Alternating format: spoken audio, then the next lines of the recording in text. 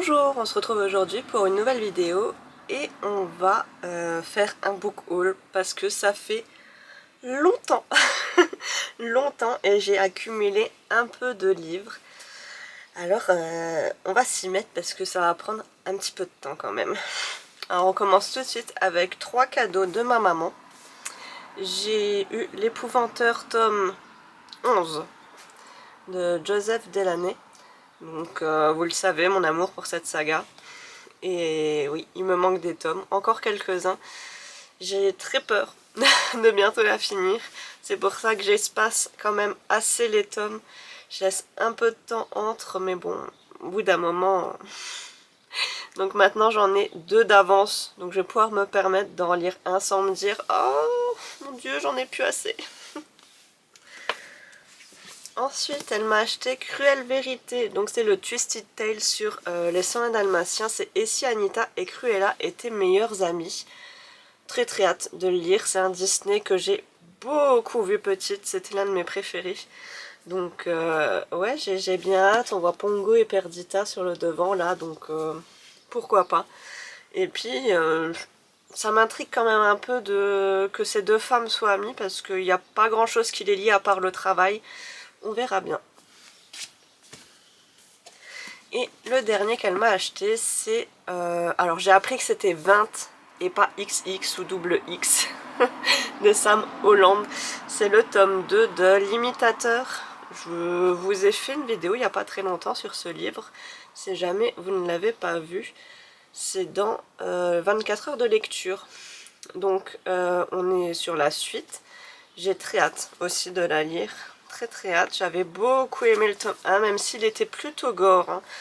Franchement, il y a des scènes, t'as pas envie qu'elles soient autant décrites. J'espère que celui-là me plaira autant. Ensuite, des cadeaux que je me suis fait à moi-même. Donc je me suis acheté Malfaisante de Molly O'Neill, c'est aux éditions Sabran. Il me faisait de l'œil depuis sa sortie, j'hésitais, je me l'achète pas. Au final, je me le suis acheté. On est ici sur une cozy fantasy, mais quand on lit le résumé, on n'a pas trop l'impression. Je vais vous le lire. J'appartiens au conte de fées, mais je suis plus réelle que vous ne le croyez. Sous les eaux tranquilles d'un lac anglais, habite un monstre aux dents affûtées comme des lames de rasoir, qui alimente les légendes locales depuis des générations. Jenny, la malfaisante, n'a jamais adressé la parole à un seul être humain auparavant, mais lorsqu'une sorcière est jetée dans son lac par les habitants du village voisin, quelque chose la pousse à la sauver. Et justement, Tempérance ne sait pas pourquoi ses proches se sont soudainement retournés contre elle, mais elle a l'intuition que leur nouveau pasteur y est pour quelque chose. Son seul souhait, retourner auprès de son mari et ses enfants coûte que coûte. Ça a l'air sympa, mais on dirait pas que c'est de la cosy quoi. Après peut-être que le tag est faux sur Livre Addict, qui sait, ça peut arriver.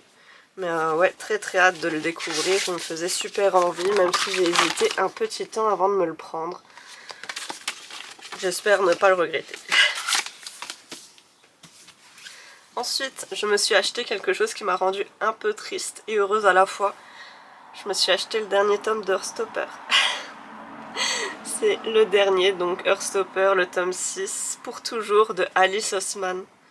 Par contre, c'est une petite bricasse, hein. Ça va faire mal.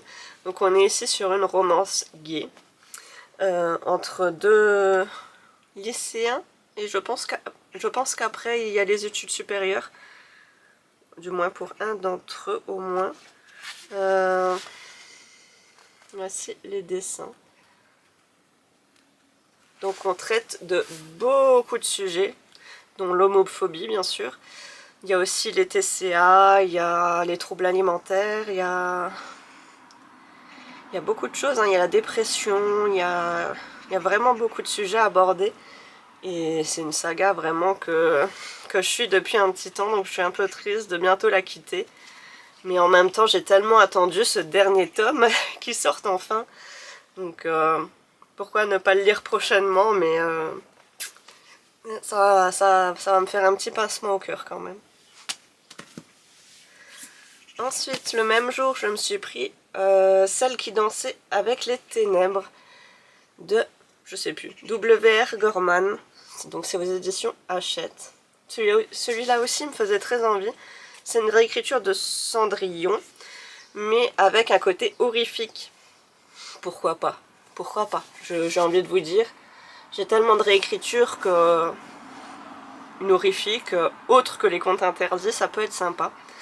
Donc très très hâte de le découvrir.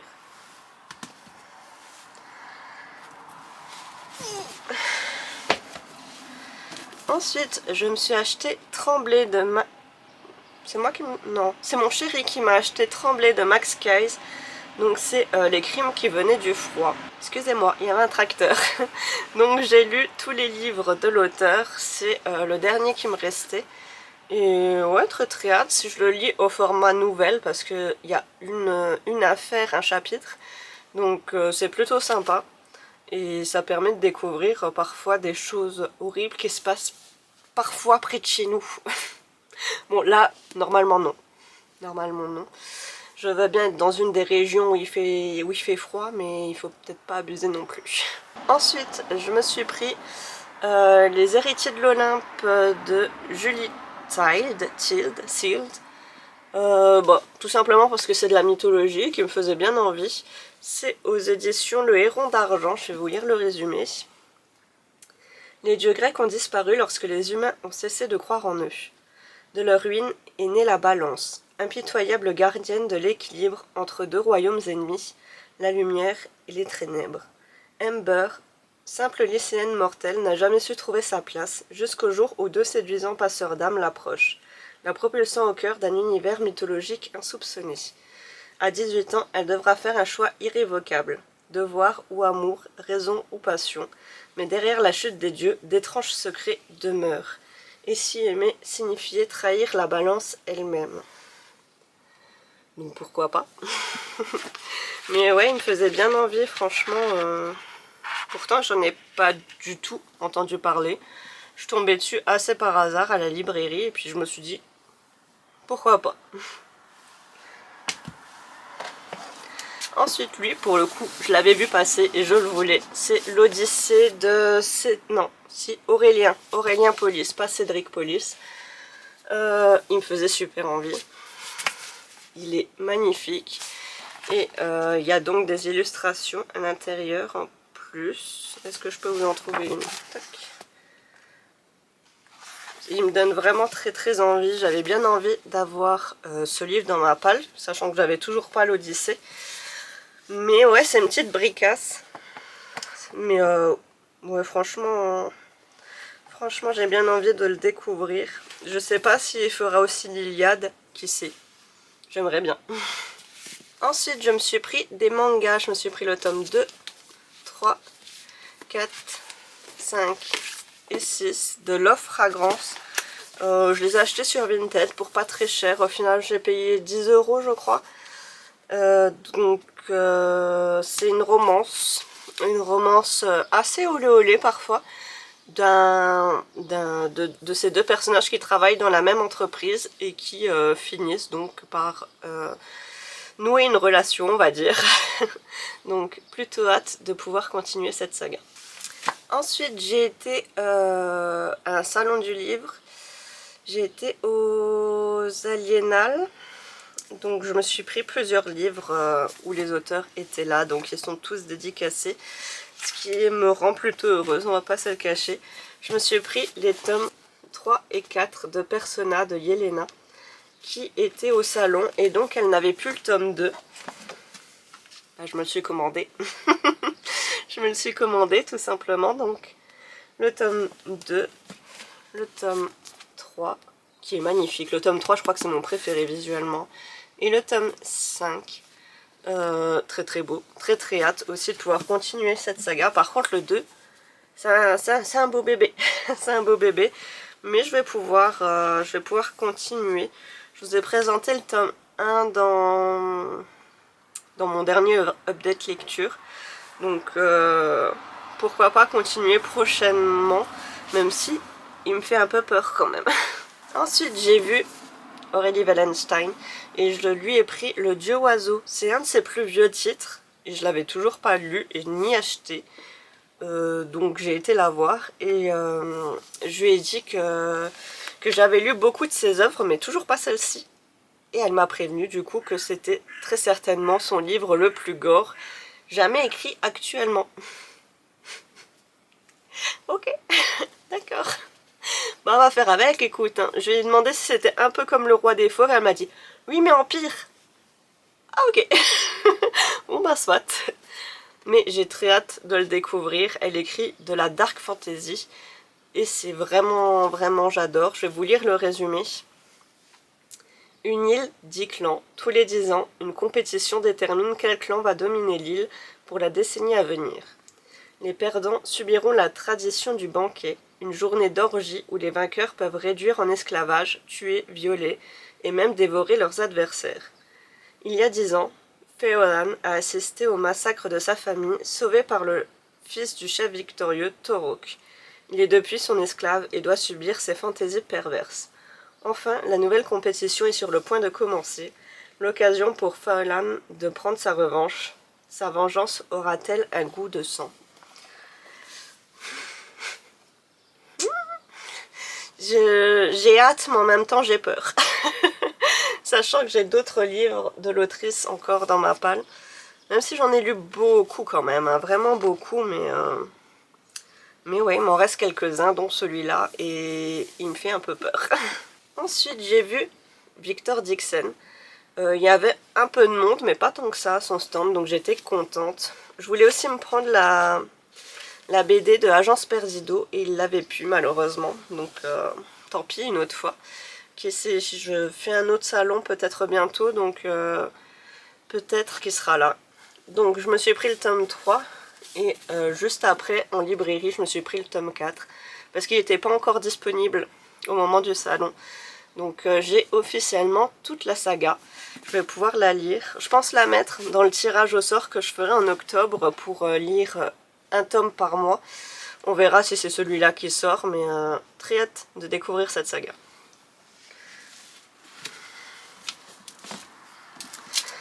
Avant-dernier livre que je me suis pris au salon, c'est La Princesse des Dieux de Ninon Irish H. Résumé très court. Ils ne cherchaient pas à me punir, pas à me tuer. Qu'étais-je censé faire? Leur parler. Alors, celui-là, il m'a donné très envie. Très envie. Parce que c'est un rêve inversé. Et le livre est magnifique. Donc, oui, bien sûr, je signe. Oh, après, c'est écrit petit. Très petit. Ça va mettre un peu de temps. Mais ouais, il me faisait bien envie. Sachant que j'en ai pas beaucoup, hein, des harems inversés. C'est pas ce qui sort le plus, j'ai l'impression, mais j'en ai quand même quelques-uns.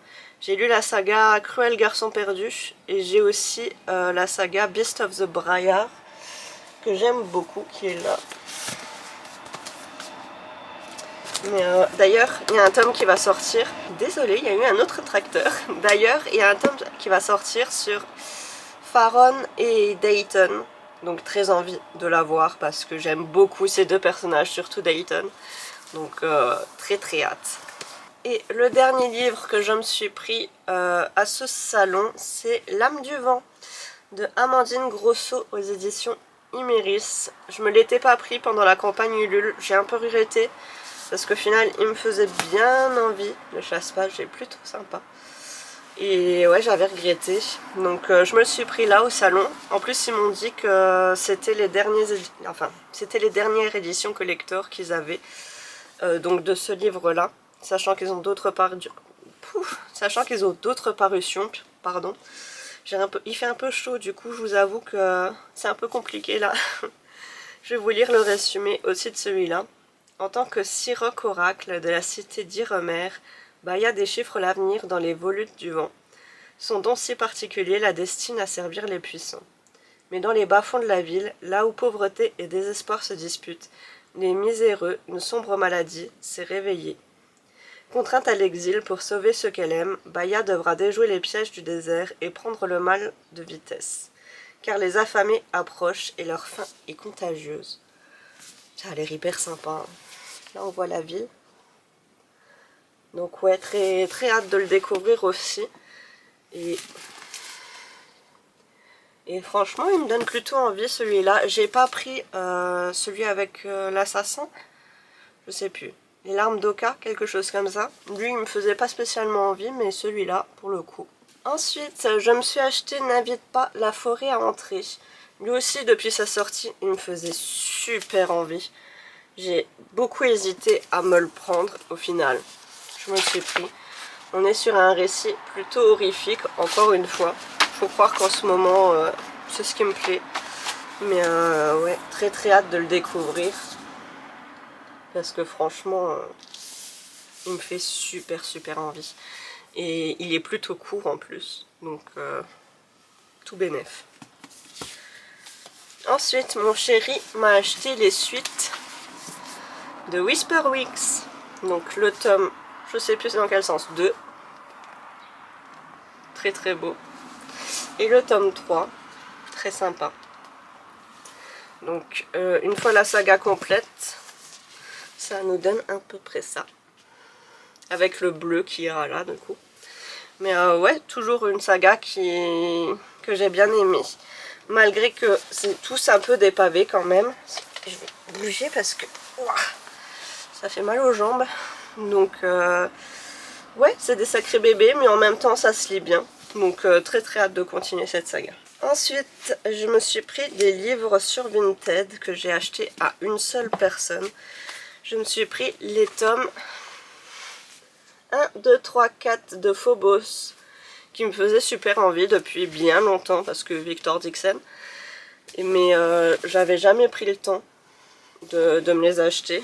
Et là, ben franchement, j'ai eu 4, 5, 6 livres pour 15 €.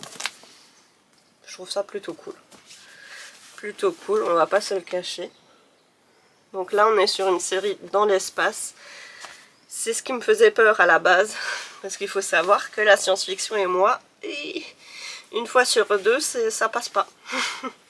Donc on verra si celle-ci me plaît, mais ouais, j'ai un peu peur. Après, si ça me plaît pas, je pense que je les passerai à quelqu'un d'autre. Mais j'y crois parce que c'est quand même Victor Dixon. À la même personne, j'ai pris Mystic Land. Ça a l'air sympa. Je vous avoue que j'ai pris principalement parce que c'est des filles. Et qu'il est très très court. C'est de Marta Alvarez et Layala Lopez. La légende des 5 reines. Non, franchement, il a l'air hyper sympa. J'ai une amie qui l'a lu, qui avait plutôt aimé. Donc, ouais, très hâte de pouvoir le découvrir. Ah, elle a laissé son marque-page dedans. Et il y a apparemment des illustrations dedans. Et le dernier que j'ai pris à cette personne, c'est Sentinelle du Royaume Sauvage. C'est une duologie. Donc, il me manquera le tome 2. Ça a l'air sympa aussi. Une histoire avec un dragon. Un dragon. Je l'avais vu chez une booktubeuse, peut-être Rêve ta vie en lecteur. Et ça m'avait plutôt bien intéressé, donc je m'étais dit que j'allais le prendre. Au final, je l'ai pris, mais bien plus tard. Ensuite, je me suis acheté le dernier tome des Vampires de Manhattan, le seul qui me manquait. Donc c'est Les Portes du Paradis. Bon, il me le fallait de toute façon pour conclure cette saga, donc comme ça c'est fait, on n'en parle plus. Promis, c'est bientôt fini. Ensuite, je me suis pris d'occasion, encore une fois, Mémoire d'un expert psychiatre de Angelina Delcroix. Ça avait l'air hyper sympa. Lui, pour le coup, je l'avais vu sur le compte de Piketty Booking, il me semble. Mais ouais, il me tentait bien. Donc pourquoi pas le découvrir. Ensuite, je me suis pris mon premier classique interdit. C'est celui sur Frankenstein. Alors, il faut savoir que je m'y connais beaucoup moins en classique qu'en conte. Donc je disais, je m'y connais beaucoup moins en classique qu'en conte. Mais bon, il me faisait envie. Sachant que j'aime beaucoup l'histoire de Frankenstein de base. Il y a aussi Orgueil et Préjugés qui est sorti, je l'ai lu. 20 milieux sous les mers, je l'ai pas lu. Et Le Fantôme de l'Opéra, je l'ai lu. Donc c'est déjà plutôt pas mal. Je peux en lire quelques-uns sans être trop perdue. Après, c'est pas obligatoire d'avoir lu le conte ou le classique dans lequel il s'inspire. Mais je sais pas, je trouve ça quand même plus sympa. Donc hâte de pouvoir le découvrir. Et je pense que prochainement, je mettrai dans ma wishlist le fantôme de l'opéra. Parce que de base, j'ai trouvé l'histoire quand même un peu glauque. En même temps. Un homme qui veut enlever une femme parce qu'il aime. Monsieur. Enfin. Mais ouais, il me fait super envie. Mais il n'y était pas la dernière fois, donc je me suis pris Frankenstein. Mais lui, il me fait peur pour le coup. J'aime peut-être un peu trop l'histoire de Frankenstein pour apprécier celui-là, je sais pas. On verra bien. Ensuite, j'ai eu des cadeaux de Noël en retard d'une amie. J'ai eu la petite boutique de sortilèges de Sarah Besders. Bah pour le coup, c'est la Cozy Fantasy qu'on voit partout en ce moment. Je pense que vous aussi, vous l'avez déjà croisé. Ou le tome 2. Je sais plus comment ça s'appelle le tome 2. La petite boutique enchantée, peut-être quelque chose comme ça. Donc plutôt hâte de le découvrir. Sachant que j'en lis rarement des Cozy. Donc ça en fait toujours un en plus qui peut-être pourra me plaire. Et ensuite, elle m'a acheté Peau d'âme, le tome 2. Alors elle l'a adoré, je crois qu'elle lui a mis 20, quelque chose comme ça. 20 ou 19, je sais plus. En tout cas, elle avait super aimé. Et elle m'a donc pris le tome 2. J'ai déjà lu le tome 1, donc je pourrais prochainement le lire. Mais ouais, je serais quand même un peu triste de finir la saga, je pense. Ensuite, je me suis pris la suite de la saga Insaisissable, donc c'est l'ancienne édition. Mais j'avoue que ça me dérange pas. Ça me dérange pas outre mesure. Je la trouve plutôt sympa en soi, surtout que ça fait comme ça dans la bibliothèque, donc non, ça me dérange pas. J'ai pas encore lu le tome 1, il est dans ma pile à lire. Il est dans ma pile à lire tout simplement du moment. Donc très très hâte de pouvoir le découvrir parce que je crois que ça clôture la première trilogie. Ensuite, je me suis pris quelques tomes de l'épée de vérité qui étaient à 1 € pièce, donc plutôt cool. Je me suis pris le tome 7, le tome 12, le tome 6 et le tome 11. Alors c'est un peu disparate, je dois bien l'avouer, mais au moins j'en ai quelques-uns, sachant que j'ai déjà le 2 et 3, enfin le 1, le 2 et le 3. Donc au moins ça m'en fait quelques-uns en plus, et pour 1 € chacun, franchement, autant les prendre parce que c'est des sacrées briques quand même. Et puis bon, il faut quand même que je me les procure enfin parce que ça traîne depuis longtemps. Et ensuite, je me suis pris, parce que la même personne vendait aussi 2 poches qui m'ont intéressé, les faucons de Ravera de Mélissa Caruso. Celui-là pour le coup il me faisait envie depuis quelques temps, je ne me l'étais jamais pris. Je me suis dit qu'en poche je risquais pas grand chose, donc pourquoi pas. Et je me suis pris Un jour de nuit tombée partie 1. J'ai pas encore le prieuré de l'Oranger, mais pour le prix, encore une fois, je me suis dit que je pouvais me le prendre sans trop de soucis. Et voilà, on a enfin terminé. C'était long, c'était très très long, on va pas se le cacher, mais c'est fait. Donc j'avais accumulé tout ça depuis la dernière fois, ça fait beaucoup. Ça fait beaucoup, mais il y a aussi des cadeaux, il y a beaucoup d'occasions. À part les livres de salon, il y a quand même beaucoup d'occasions. J'achète principalement d'occasion de toute façon. Donc ouais, très contente. Je vais enfin pouvoir les ranger parce que je vous avoue qu'ils traînaient ici le temps que je fasse la vidéo. Parce que j'avais peur de les oublier si je les rangeais. Donc on va pouvoir faire du rangement. Dites-moi en commentaire ce que vous avez acheté dernièrement. Et sur ce, je vous dis à bientôt.